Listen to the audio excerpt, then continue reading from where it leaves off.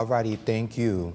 Ahead of Valentine's Day, Social Catfish is a company dedicated to preventing online scams through reverse search technology. Connected us with a reformed scammer out of Nigeria. Meet 24-year-old Chris. And Chris, thank you for joining us today.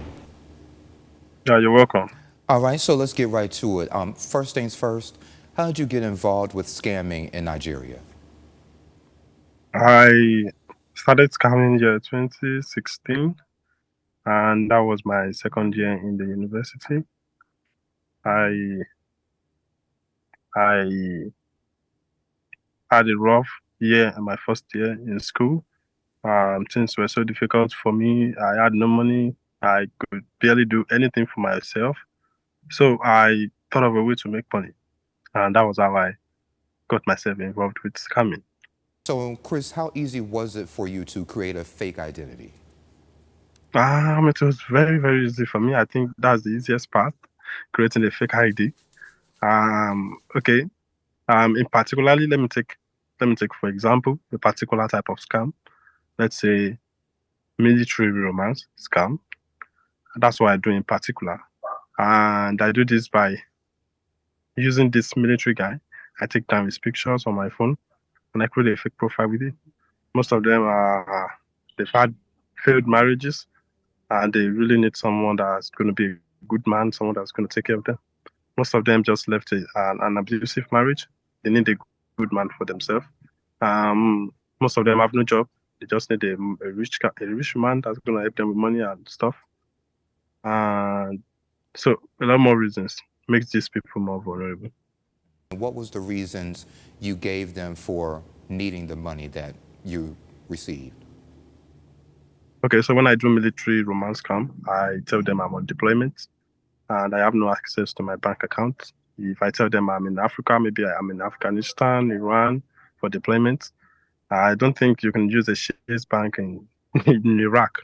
So it's kind of logical. Were they okay with not seeing you, but just believing you were someone who are going to help Yeah. mend their broken heart? None of them was comfortable with not seeing me. They really wanted to see, but I kept on lying to them. I'm a military guy and I'm kind of authoritative. I make it sound like I'm controlling the relationship. I'm demanding the marriage. I have the final say. So I kind of tell them that we're not allowed to call. We're not allowed to do video calls here in camp. It's illegal. And if I do a video call, I'm going to be punished. So they just Wow. can understand. Yeah. So Yeah. what triggered your change of heart? Because now you're working for the good guys, I guess you can say.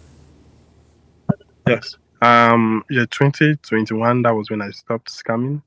I scammed this woman over $30,000 US dollars. Mm. And because of that, she became sick. I made her do a lot of things, a lot of bad things. She became sick, she became depressed. I think she has three kids and they stopped talking to her because of me. So it's really going bad for her. And at some point, I just thought about this. She's 61-year-old. She's sick. She's depressed because of me. Mm. And I have a mother. And I was feeling like I would not be happy if anyone was doing this to my mom. Yeah. So I felt guilty. And I showed my face to her on video call. She cried. She took me in like a son. And then she introduced me to social catfish.